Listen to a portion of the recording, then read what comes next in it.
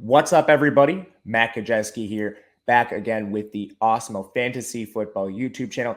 And we are continuing our positional ranking reveals.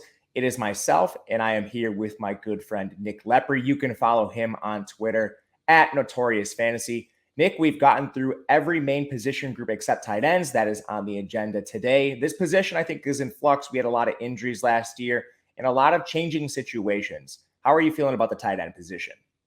I love talking about the tight end position because it seems like every year we almost have these top three tight ends that we're going to be discussing in today's video. It seems like those are just the top three guys every year. But even when we rank these guys in the top three every year, normally they don't even all finish inside the top three. So it's very interesting to discuss these guys that could catapult from, say, tight end 15 coming off the board right now and finish inside the top five at the position. Historically, at least in the last few seasons, like you mentioned, there is a pretty significant tier break. There's almost those tight ends that operate with wide Yeah. receiver volume. And then there's been this dead zone in the middle where maybe one or two tight ends emerge. But if you're not taking those tight ends in the very first couple rounds, getting those elite wide receiver-esque tight ends, a lot of people have profited from just waiting. And every single Yeah. year towards the end of drafts, we see tight ends emerge. A player last year who fits that bill was a little bit of CJ Uzoma, a league winner down the stretch. But we've also seen it in previous years with like Robert Tonyan, Dawson, Knox, players that often aren't even drafted can emerge out of nowhere. It's a very unique position for that reason. And I'm excited to get into it. So before we get started, make sure to hit that thumbs up button, subscribe to the channel, and hit the notification bell so you know when this and all other content goes live. We're also brought to you today by Underdog Fantasy. And if you've never heard of Underdog, they have all kinds of contests available to you guys. They have live drafts, pick'em contests, and best ball drafts.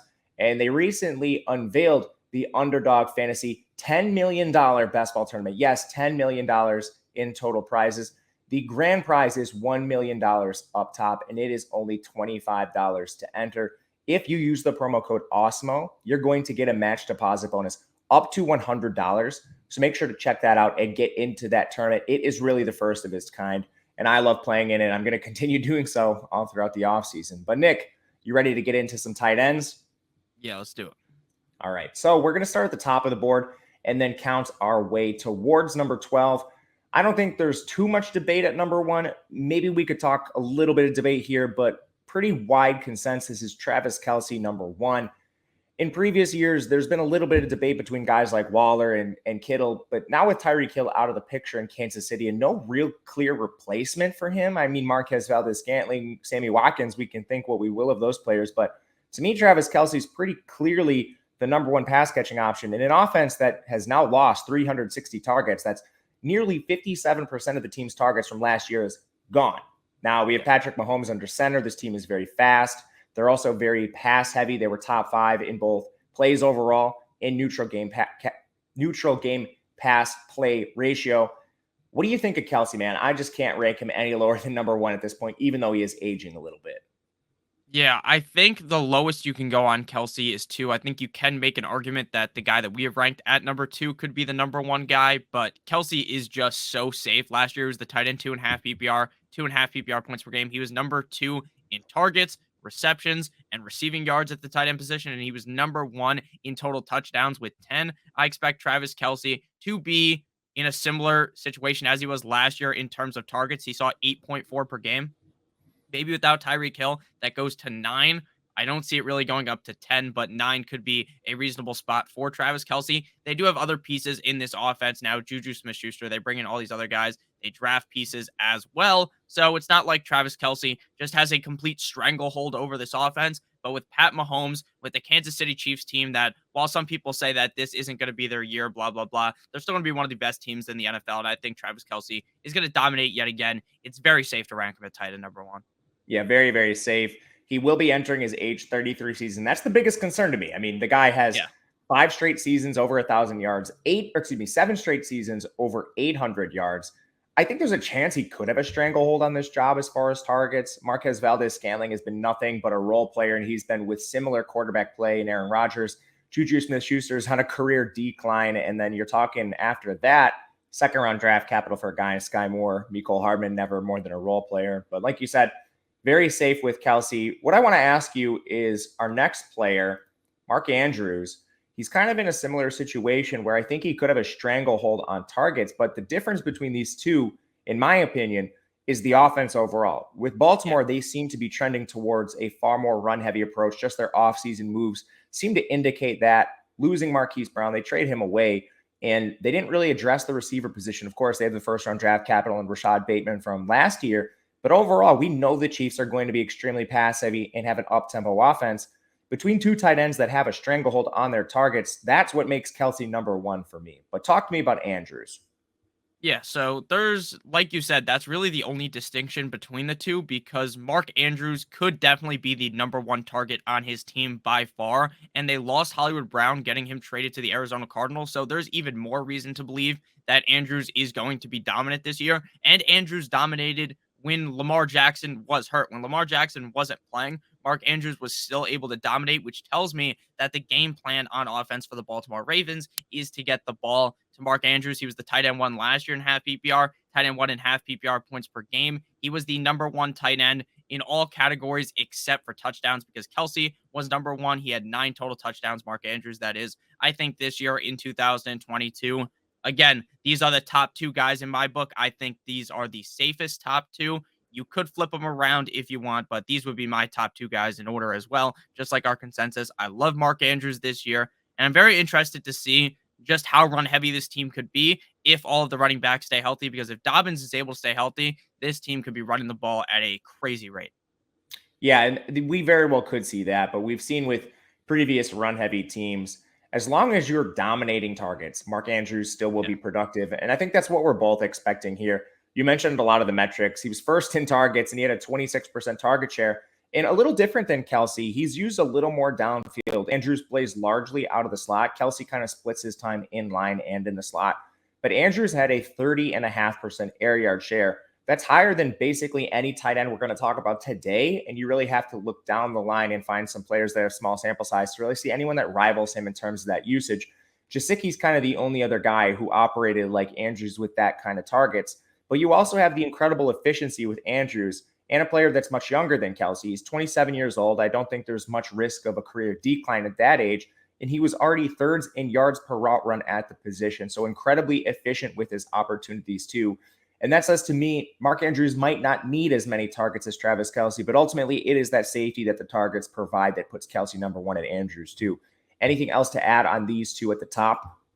No, I think most people have these guys at number 1 and number 2. And if they finished outside the top 5 without injury, I would be genuinely shocked. I agree with that. And once we get to tight ends 3, 4, and 5, in my opinion, that is the second tier of tight ends. They're all kind of in this tier that could finish number 1, just a little less likely for one reason or another. And that tier starts with Darren Waller. These are our consensus rankings. So you have Waller just a touch higher than I do, literally one ranking position.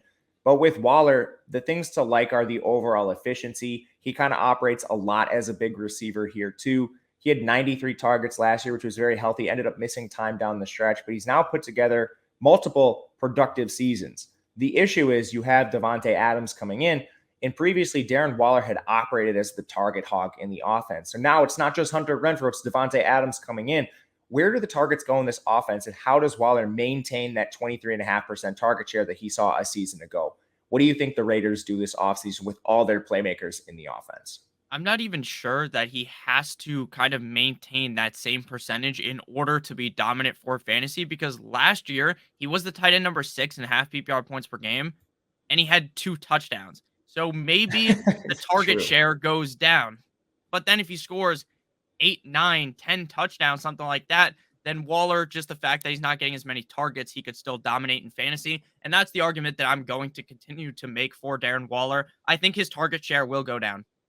I think maybe he gets 8 targets per game, but I think he will still at the end of the season finish better because he's going to be scoring more touchdowns and because maybe the receiving yards are better because the opportunities are better because the defense is really keying in on Davante Adams is kind of my thought process with Waller. Yeah, he definitely should receive less overall defensive attention. He's a player that already created a lot of mismatches, and now opposing defenses just won't be able to dedicate the same amount of coverage to him.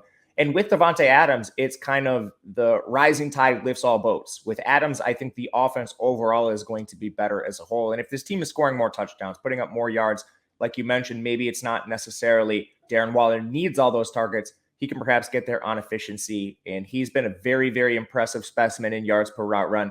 Last Yeah. year, he finished 7th, and he played hurt largely throughout that year. So I think there's a chance he could even go up to number 5. But anything else to add on Waller? I'd kind of like to debate the next 3 guys with each other because I think they all have that sort of outside chance of finishing as the tight end 1. Yeah, the only other thing to add is I think that a lot of fantasy players may be a little bit lower on Darren Waller because people have that 1-year bias where, oh, Darren Waller burned me last year. Maybe I'd rather take Pitts, Kittle, one of those guys that goes a little bit later. That's kind of my thought process of that. I agree. And that brings us to number 4 at tight end. It's Kyle Pitts, second-year player from Atlanta. You talk about a guy that struggled with touchdowns. I mean, Kyle Pitts, this is a guy that should have very positive touchdown regression. I believe he scored 1 last year. Finished with 110 targets, which is phenomenal for a rookie tight end. He's honestly not playing the tight end position, though. So I think his career arc needs to almost be treated like a wide receiver. And I think that's largely why he got in the field a little earlier. Last year, 20% target share. And they do add Drake London. I don't really know if that hurts Kyle Pitts a lot. This team just has so many open targets. They lost 287 this offseason. That was 52% of the team targets last year. So even if Drake London gets his, I don't really see Kyle Pitts' target share going down from 20%. And the 110 targets he saw last year, I think that very well could increase. The biggest concern for Pitts, in my opinion, is just overall quarterback play. I know he only scored 1 touchdown last year, but how many are we realistically expecting him to score this year? And how many touchdowns are we expecting Atlanta to score overall? So for me, I think the targets are going to be a little more consistent for Pitts compared to a Darren Waller type, but it's how much are those targets worth? Split that difference for me and talk to me about Pitts. Yeah, like you said, Pitts only scored 1 total touchdown last year. He didn't even score a touchdown in the United States. His only touchdown was in London. He did score in the US, technically in Las Vegas in the Pro Bowl, the All-Star game, whatever it's called, the Pro Bowl, but that doesn't count, right? So Kyle Pitts last year, everyone basically talked him up. They talked about, oh, he's got this high draft capital. Let's rank him as a top 3, top 5 tight end. And then he doesn't finish as that. But I think this year, the team is just going to have to throw him the ball. They don't have Calvin Ridley for the whole season. It's just going to be Drake London, a bunch of scrubs, and Kyle Pitts out there being thrown the ball by Marcus Mariota. And the biggest argument as to why I have Kyle Pitts a little bit lower than you is because of the quarterback situation, like you said. Even with Darren Waller, I know a lot of people don't like Derek Carr, but Derek Carr is significantly better than Mariota. And then the next guy we're going to be discussing, his quarterback, regardless of which one they decide to end up playing, in my opinion, is also better than Marcus Mariota. So with Kyle Pitts, I think he's going to definitely have a better year than last year, right? 10 and 11 in half PPR points per game is very bad for where people drafted him. I think he could easily be a top 5 tight end. I expect him to be a top 5 tight end, and I expect the targets to go up. He had 6.5 per game last year. I think that could easily be closer to the 8.5, 9 range. And if that is the case, he definitely could be the number 1 tight end. And what you were talking about earlier about the tiers, where it's Kelce and Andrews in 1 tier and then 3, 4, and 5 in the same tier, I completely agree with that. With Pitts, I think one positive is his yards per route run was awesome last year. 2.02 yards per route run. If you hit that 2 marker, not even as a tight end, but as a receiver, that is elite territory. And he was number 4 among all tight ends in yards per route run. And he was doing it with a horrific offense around him. So I think more target volume and positive touchdown regression, hopefully, even if he could get to 4 or 5, that would be awesome. And he should finish as a top 5 tight end with those numbers. Let's talk about our number 5 tight end, George Kittle, who I still think, despite the offense, has a chance to finish as the number 1 overall tight end. You talk about efficiency. George Kittle, he's been as efficient as they come. Last year, he was 2nd in yards per route run among tight ends. He's a player that largely leads the position in yards after contact or forced missed tackles generated, however you want to classify that. He just hasn't played as many games. He's a guy that has struggled with injuries a lot. And there are some unknowns in this offense. I think Jimmy Garoppolo under center would be better for George Kittle, but we just don't know that information right now. And if I were a betting man today, I would bet money on Trey Lance starting. And when you have Trey Lance under center, I think you see the pass rate drop. You see the plays per game maybe drop. And those were all bottom 5 last year. If you even look at the pass rate of neutral game scripts, the 49ers were 27th. So even with Garoppolo, this was not a pass-friendly scheme. And we have Debo on the offense. We have Ayuk. Kittle's going to have to get there on pure efficiency if he does finish as the tight end 1. Just more concerns compared to the others in the top 5. But talk to me about the situation for Kittle. Yeah, you could definitely make the argument that maybe Mike McDaniel is the reason why this team was so run heavy last year. Now he's in Miami. Now, is that 100% true? I don't know. But you can also make that argument. I think George Kittle in terms of skill, like how skilled is this guy, he could definitely be number one.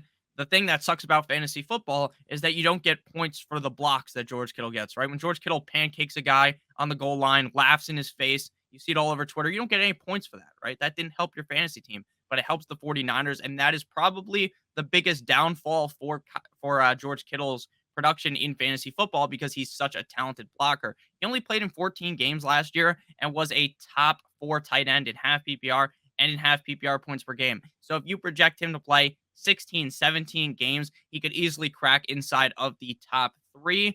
And there were points in the season where Kittle was not playing super hot, but at the end of the day, he is just that talented that he's going to be able to overcome really any situation in my book. I don't know how good Brandon Ayuk really is. Brandon Ayuk seemed to have been in the doghouse last season. I think Kittle is pretty highly cemented in this offense as a very big target. The biggest question, like you said, is does this change with Trey Lance under center? Because if it was just the Jimmy Garoppolo, George Kittle love affair out there, then maybe George Kittle does struggle a little. So I'm fine ranking him as tight end number 5. Yeah, to me, just more questions than any other tight end above him.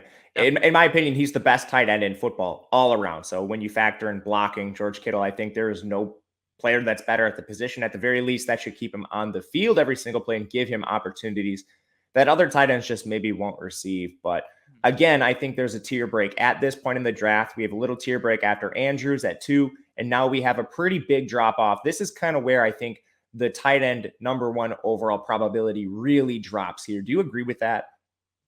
I wouldn't necessarily say 100%, but if you're saying, yeah, for sure. Just like, I don't know, big drop off. yeah, it's definitely a drop off. I mean, the odds that one of these guys finishes as the number 1 guy is pretty low, but one of these guys, maybe 6, 7, 8, 9, could finish as like a top 5 guy, maybe even inside the top 3. One of them probably will, and it might not even come down to their natural talent. Tight ends get hurt a lot, especially a guy like Kittle who's blocking all the time.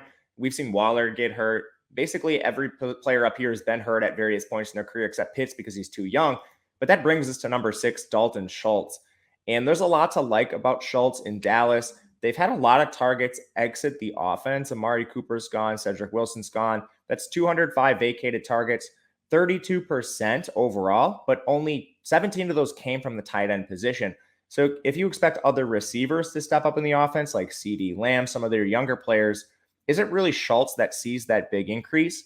With that said, Schultz already had 101 targets last year. That was a 16.5% target share. The Cowboys are extremely fast. They were second in plays per game. They were 6th in neutral game script pass rate. So they're already throwing the ball a lot and scoring a ton of touchdowns. Schultz was also pretty efficient. He was tied for 8th in yards per route run, which is serviceable at the position. You have Schultz a little higher than me, so I want to hear the bull case for the Cowboys tight end. Yeah, so the biggest case for Dalton Schultz is that we saw him do it last year. He's tied in number 3 in half PPR, 5.5 PPR points per game, and the fact that he did that while this offense was pretty inconsistent in my book. Dak Prescott was very up and down. We've talked about this in basically all these videos we've done because the Cowboys offense is ranked very highly at tight end, quarterback, running back, or maybe not running back, but wide receiver as well, because this offense is very potent. This is an offense that's going to be running a very high amount of plays, like you said. And if Dak Prescott is able to play more consistent, more of the games where, wow, Dak Prescott looks like one of the better quarterbacks in the NFL. If he's a top 5 guy, then maybe Dalton Schultz is elevated to be potentially a top 3 guy like he was last year. I think this Cowboys offense is going to be very good. The fact that Amari Cooper left doesn't impact my thought process really on Dalton Schultz at all. Maybe that bumps him up a slight peg for someone who was very low on Dalton Schultz. But in my opinion, I was already pretty high on him, and I think that he should have yet another great season in 2022. And there's really no competition at the tight end position for Dalton Schultz. A lot of people were a big fan of Blake Jarwin from 2020, but we saw how that panned out in 2021. Yeah, coming off the injury, wasn't the best season for Jarwin. He pretty much functioned exclusively as a backup, but you have Schultz slightly higher than me, but I think 2 players we have neck and neck are going to be Schultz and Dallas Goedert. So we can talk about these 2 in conjunction with each other. I had a lot of very, very difficult time ranking these players. Right now I have Dallas Goedert just narrowly ahead of Schultz. And the reason is he might not see more targets than Schultz. I think you could make a pretty solid case that Schultz could see even like 20, 30 more targets than Goedert, depending on the way the Eagles run their offense this year. Last year, they were 31st in neutral game pass rate. They were 16th in plays per game, so they're slower than the Cowboys. They pass far less than the Cowboys. But Goedert had a pretty healthy target share. It was at 19%. Now we have a bunch of first-round picks in this offense. We have Rager, think what you will of him. We have Devontae Smith in the second year, and they bring in A.J. Brown. But Goedert was the most efficient tight end in football. Last year, he was first in yards per route run overall. So to me, this might be like a Waller situation where A.J. Brown coming over is a tide lifts all boat situation. The offense should be more efficient to begin with. And Goedert already is the most efficient tight end in football. But to me, I'm struggling to find this balance between the overall volume Schultz sees and the efficiency of Goedert. How do you view these two players?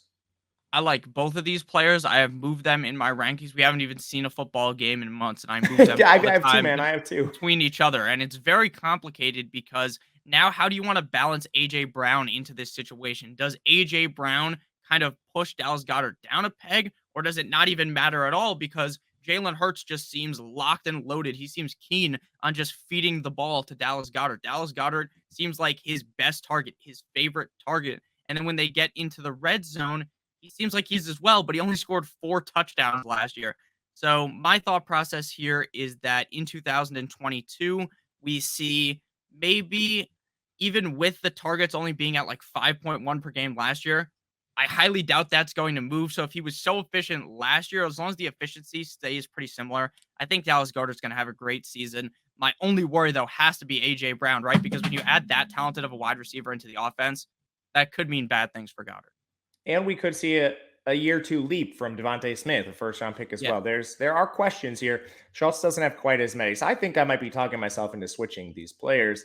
One question before we move on. We're kind of in tier 3 now. How many tight ends do you view there being in this tier overall? I could see you arguing Dalton, Schultz, and Goedert are a little ahead of the next guys we mentioned, but I think they're pretty close. What do you think? I honestly think you can clump probably tight ends 6 through 10 together. I Yeah. mean, maybe there's a small tier in there, like you said, maybe Schultz, maybe Goddard. And I might even consider to put the guy that we're about to talk about in that range as well. But you can almost probably just put them all together with that. These aren't the top 5 guys, but there is a chance they finish in the top 5. And they're all very talented players. It's pretty crazy how much better the tight end position is right now than I feel like it used to be in the past. Yeah, I agree with you. I think it's much deeper than last year with some of the influx of young talent we've gotten. And that brings us to number 8. You teased it. It's TJ Hockenson. I have TJ Hockenson a bit higher than you. He's a young player who struggled with injuries. He's played on an inept offense largely to this point in his career. Last year, he had a 21% target share, 24% air yard share. He was at 1.48 yards per route run that finished 10th. The offense is pretty volatile overall. They're about middle of the pack in terms of plays per game, middle of the pack in terms of pass rate, but in neutral game scripts, they were actually extremely run heavy. It was the fact that they were down in games so frequently that forced them into their pass heavy overall rate, which was 12th. Hockenson's also dealing with increased target competition. We don't know when Jamison Williams is going to play this year, but they bring in Chark. They had Amon-Ra St. Brown ascend in the latter half of last year. Hockenson's a really troublesome player to rank, not only because of the target volatility, but also his efficiency's never been great. What do you think in terms of Hockenson as far as comparisons to Schultz, Goddard, and some of the other players we'll talk about? Yeah, another guy that's just very talented. Last year, he was tight end number 6.5 PPR points per game, tied with Darren Waller, and he was injured. He only did play in 12 games last year. And like you said, this is a team that really does like to run the ball, but you're not going to be able to run the ball when you're getting absolutely torched in these games because you're the Lions, right? You're not going to be able to keep up with these teams. Jared Goff is your starting quarterback, but Jared Goff doesn't push me away from TJ Hockenson. This is a skill group that is very talented. Like you said, if Jamison Williams, it really depends on when he is going to be healthy. How much is that going to affect TJ Hockenson? But at the end of the day, we are talking about one of the better tight ends in the NFL. And I think you can rank him ahead of Schultz and Goddard. I just don't know if I would because I just feel so much safer with the Cowboys offense, with the Eagles offense, than with Hockenson, who's been banged up and hasn't really had that complete season where he's top 5 in all categories. He was 14th in targets, 9th in receptions, 16th in receiving yards. He was 12th in touchdowns. So could that increase? Could this Lions offense get better? Yes. But do you expect the Lions to go from one of the worst teams in the NFL to middle of the pack? Probably not. I think that if they keep their head coach, then maybe 2 years from now, they'll be really good. But this year, they're going to be dead in the water, which could help Hockenson, though, because they'll be down by so much. Right. And like you said it, Schultz, better offense, better talent. Eagles, better offense, much better talent than Hockenson, at least to this point. And now he's a young player. He's a former first round pick. Yards per route run have been average, but there is a chance that without injuries, they do ascend here. He's a tough player to rank, and that's why you're getting him at 8 and not in the top 5. But there is that talent.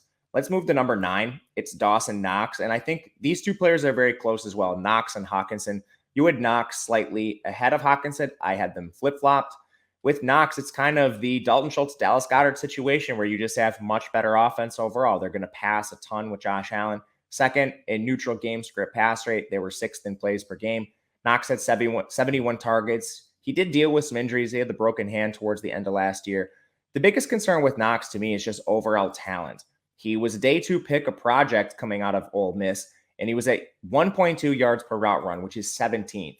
When we talk about top 10 tight ends, he's easily the lowest in this group. So to me, I'm just concerned long-term with Knox, and maybe that's not even a concern for this year, but the guy just hasn't been very good. And I think the Josh Allen-led offense propped him up.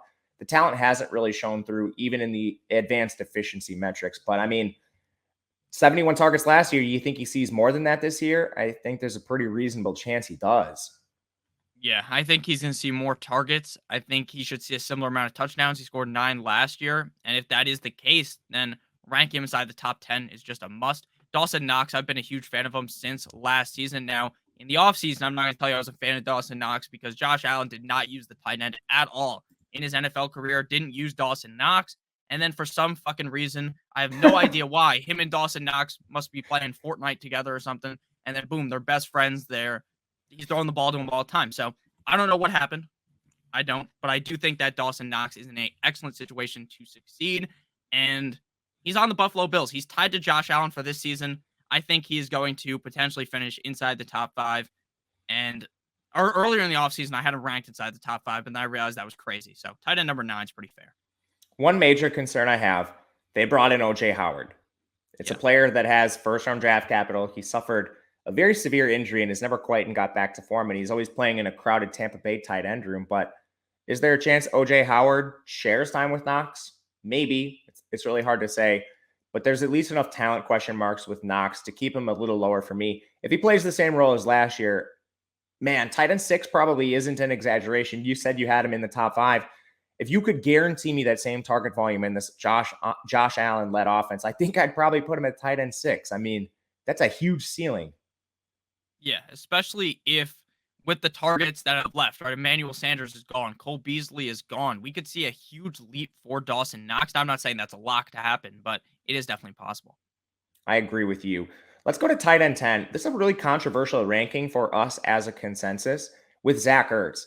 Now, Zach Ertz has widely been ranked below this in the industry. So I want to ask you first and foremost why you're so bullish on him. I think we'll view this pretty similarly, but why do you have Ertz so high for Arizona and cresting the top 10 here?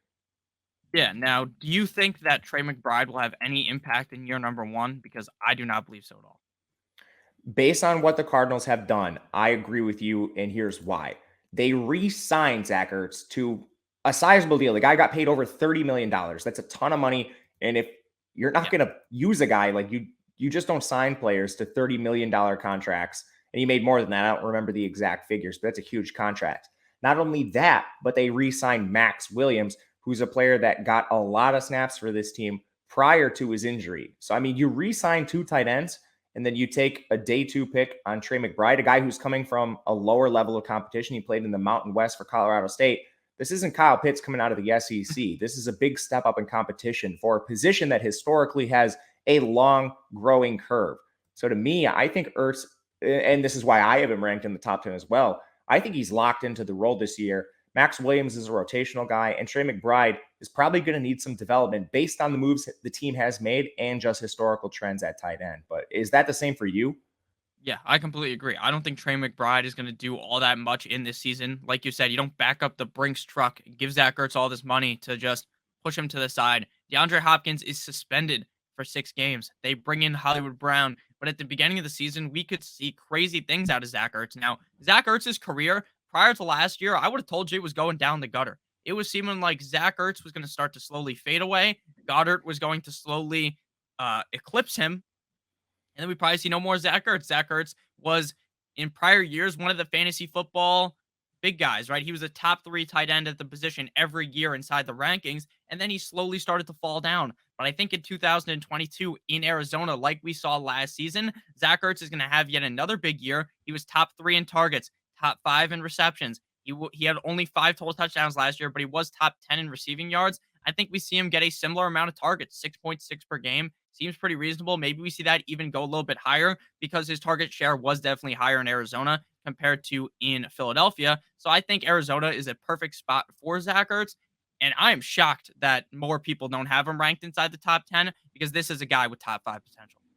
I agree with you. And I do think he probably has taken a step back, but how much? And he's a player that's 32 years old. That's younger than Kelce. Again, he's no spring chicken by any means, but 32 years old is definitely not towards, I mean, it's towards the end of the road for tight ends, but he's not near that cliff yet. When we look at efficiency metrics, he was at 1.42 yards per route run. That was 0.06 below TJ Hockenson. I mean, these guys had essentially the same yards per route run. He's well ahead of guys like Dawson, Knox. So this perception that he's fallen off or he's taken a step back, yeah, maybe he's not a top 5 tight end anymore, but we've seen tight ends at this age perform at a top 10 level. And a lot of it comes down to offensive role, touchdowns, Gronk, Kelce. There are players that can do it. And because of the opportunity Ertz has in front of him, I think he can as well. Anything else to add with the efficiency numbers? Yeah, the only other thing to add on Zach Ertz is I think the reason why some people honestly have him ranked so low is because people seem to just hate Kyler Murray now after that playoff performance. It seems like people are just off on Kyler Murray, and his ADP would show that as well. I'm pretty on Kyler Murray. I think that the fact that he played like shit in the playoffs doesn't matter because guess what? The fantasy football season isn't played in the playoffs, and if he stinks in the playoffs, that's okay for your fantasy team. I agree with you entirely. I think the industry as a whole will rise on Ertz, but right now, if you're playing best ball on underdog, great opportunity to draft a player with a pretty solid ceiling at a low ADP. Let's move to number 11, and this is a player I had much higher than you. You did not have Tyler Higbee as a top 12 player, and that's kind of the case with the last players we'll talk about. For me, it's just the safety that Higbee provides on a solid Matthew Stafford-led offense. He's certainly not going to out-target Cooper Kupp. He's likely not even going to out-target Allen Robinson or Van Jefferson. He's a player that's not dynamic. He had 85 targets last year, but he was below a 10% air yard share. It's a guy used just around the line of scrimmage. In terms of yards per route run, he's the worst on the list out of anyone we've talked about. He was at 18th, but he's attached to a solid offense, and the targets are going to be there. Now, I'm not expecting anything higher than 5-6 targets per game, but touchdown should be fine, and I just like the offense overall with Stafford. What is the situation with Higbee? Do you think he's just a longer shot to rank inside the top 12? How do you view him? The thing is with Higbee is I just don't view him as a guy that I think will finish in the top 5, and that's what kind of knocks him outside the top 12. I The think, upside? yeah, the upside just isn't there. Like, I think if you're saying you want a safe player to finish inside the top 12, I think Higbee is very safe, right? He didn't finish inside the top 12 last year, but it is entirely possible with the offense that they have now compared to last year that Higbee is able to elevate. My biggest question mark right now is Odell because there's a lot of reports that McVay wants Odell back. And if Odell does sign back, then that could drastically impact Tyler Higbee's upside at the end of the season. It's not like Odell's going to be there week 1, but say week 9, week 10, when Odell does return, that could heavily impact Higbee. I'm not trying to be negative about Tyler Higbee. I actually like him. He would be ranked inside of my top 14, top 15. So it's not that I think this guy stinks by any means, but I just don't like him inside the top 12 because I just don't really see the upside. Yeah, I agree with the upside case. And after we get through number 12, we'll talk about a couple players just in passing real quick that maybe you or I had in the top 12 or had a case to be there. But let's go to number 12.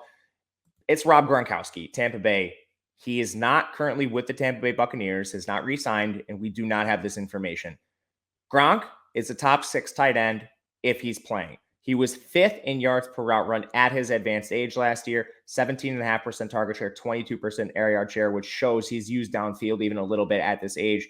The Buccaneers have an amazing offense, 1st in pass rate, 1st in neutral game pass rate, 3rd in plays per game. This is entirely, we just don't know if he's going to play. How high would you rank Gronk if you had the guarantee he's stepping on the field this year with Tom Brady? Yeah. So last year's tight end 5.5 PPR, tight end 3.5 PPR points per game. Call me crazy, but I might put him above Waller. I I might really too. might. He only I played in the biggest issue is that he's just not a guy that's ever really been healthy.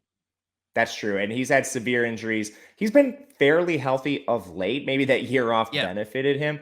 And I think Tampa Bay situationally using him, like reducing his snaps a little bit, people might view that as a negative, but a 70% snap share Gronk, it's not a big deal. When he's out there for the plays that are meaningful for fantasy. They're using him as a pass catcher. So the Buccaneers using players like OJ Howard and Cameron Braid occasionally didn't bother me, and it won't bother me this year as well if he ends Huh. up playing. So I think Gronk is at the very least a top 6 tight end, and I think you can make the case as high as number 3. Anything to add with Gronk? Yeah, and then Antonio Brown is also now not going to be there. So if Gronk, and again, this is assuming we are both assuming that Gronk is on the Bucks. He's been tied to the Bengals as well as the Titans.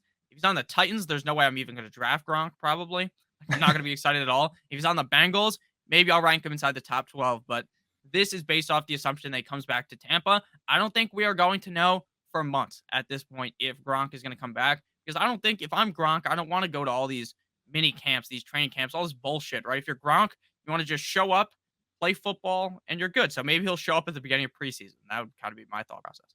That would be fine for Gronk. Get right in the offseason and take that approach. If he does sign with Tampa Bay, like you mentioned, no Antonio Brown, 190 vacated targets. It's just a lot overall. And some of that is Gronk himself. But let's just quickly touch on a couple players that you and I had in the back half of the top 12. You had Hunter Henry, and he's going to be a very polarizing player. I had him at tight end 25. So I need you to sell me on this Hunter Henry top 12 hype. Why do you think he takes such a large step forward? Yeah, well, it's not even really that big of a step forward, right? He was tight end 9.5 PPR last year, tight end 12 in points per game. So it's not like he was terrible last year. The biggest argument against Hunter Henry is that for some reason, Janu Smith wasn't doing well last year, but Janu Smith himself is going to take this leap past Hunter Henry, see a higher target share, maybe not be used as heavily in the blocking department. And if that is the case, then maybe Hunter Henry regresses. Does Mac Jones take that next leap to potentially elevate Hunter Henry? Hunter Henry was a guy that if he did not score a touchdown, this guy was basically useless. He was And useless we because he had 4.4 targets per game, 2.9 receptions per game, 35 yards per game. That's not very good. But if he scores a touchdown, he scored 9 last year, number 2 at tight end. If he's scoring at a high rate, like I believe he will be, because they don't really have these talented wide receivers there. They have Devontae Parker. They have Kendrick Bourne. They have these other names that aren't very exciting for me. So I think Hunter Henry could still score 8, 9, 10 touchdowns, and that will just elevate him inside the top 12. And when he does have those big games, he could really win you your week. He's like a good best ball play, in my opinion. For seasonal, I think the situation's not drastically different. Jonnu played a lot last year, and maybe it's not Jonnu being productive himself, but that takes Henry off the field for plays. So if I have to predict the weeks to start him, I think he could be a headache, and that's why I have him a little lower. Similar to like a Higbee, I'm not sure that the raw ceiling is there. But a couple names that I considered, I had Robert Tonyan in the top 10. He was right at number 10 for me. I think it's just the ACL tear with Tonyan. It happened in week 9, so there's at least more recovery time from him compared to some other late season ACL tears like a Logan Thomas. I'm a little more confident that Tunyan's healthy for most of the year. I think a player a lot of guys are going to have in the top 12 is Mike Gesicki. You're a Dolphins fan, and I know you've been paying attention to their offseason moves a lot. I just don't know a player like Gesicki he's not a tight end. He lines up only at receiver, slaughter out wide, played single digit snaps in line. When you add players like Tyreek Hill, Cedric Wilson, you have Jalen Waddle, where's Gesicki going to play? And that's why I don't have him as a top 12 receiver. So before we get out of here, can you touch on Tonyan, Mike Gesicki, players that are widely ranked in the top 12 and why they might be a little lower for you? Yeah, I have Tunyon ranked at 23 right now, and that's not really trying to be negative on Tunyon. It's just the fact that the Packers are very confusing for me. I have no idea who their number one receiver is going to be. I have no idea how Rodgers is going to be looking to spread out the ball. So I'm just not super invested in Tunyon, especially with the fact that he tore his ACL. But like you said, that shouldn't be a huge, like, the negative for Tunyon shouldn't be you making the argument that, oh, he tore his ACL, and that's why you need to have him super low because it was so early on in the season. And then for Gesicki, I'm not ranking him inside the top 12. I think people that are crazy. I think that Gesicki is not going to be George Kittle in this offense. He's not a blocker. They have Durham Smythe, who they just signed to another contract. They tagged Gesicki. I think Gesicki might be a Dolphin for a long time, but I don't think Gesicki is this crazy impact player to the team. He's going to have those big games. And if the Dolphins offense really is as good as it could be, if Tua really is that guy, then maybe Gesicki skyrockets and plays amazing. In best ball, I'm fine drafting him because I know he's going to have some really good games. But in terms of redraft, like you said with Hunter Henry, it's going to be very hard to determine when you want to be playing Gesicki unless Hill or Jalen Waddle or Cedric Wilson gets hurt, because Cedric Wilson is a legitimately talented player. People don't talk about him, but he's legitimately talented, and that could hurt Gesicki a lot. And if this team's a little bit more run heavy, that will also hurt Gesicki. For sure. I mean, they signed Cedric Wilson. They gave him money. It wasn't Tyreek Hill money, but I mean, they gave him money where you would deduce that he's going to play meaningful snaps for this team and run meaningful routes. But that'll do it for us today. Just to recap the top 12, we had Rob Gronkowski, number 12, tentatively. We'll see where he plays if he does play. 11 was Tyler Higbee, 10 Zach Ertz, 9 Dawson Knox, 8 TJ Hockenson, 7 Dallas Goedert, 6 Dalton Schultz, 5 George Kittle, 4 Kyle Pitts, 3 Darren Waller, 2 Mark Andrews, and number 1 Travis Kelce. Let us know in the comment section what you think of the top 12, who might be a little too high, who might be too low, and who you think could finish as the number 1 tight end for fantasy. Nick, thanks for doing this with me today. You can follow Nick on Twitter at Notorious Fantasy. Any last words for the audience, my man? Yeah, no, nothing really. You kind of touched on it all at the end. Make sure you guys do leave comments, though. It helps out the video a ton. And I also like answering the comments, like talking to you guys. So if you maybe you have TJ Hockenson ranked inside the top 5, give me the argument as to why, because I like reading those comments. So I appreciate what you guys do. For sure. And we finished the rankings. Nick and I are going to be previewing every single division in the NFL. So make sure to check out those videos. It's going to be an in-depth glimpse into every single team. Again, hit that thumbs up button on the way out. I am Matt Gajewski. You can follow me at Matt_Gajewski. Thank you guys for watching, and we will see you again next time.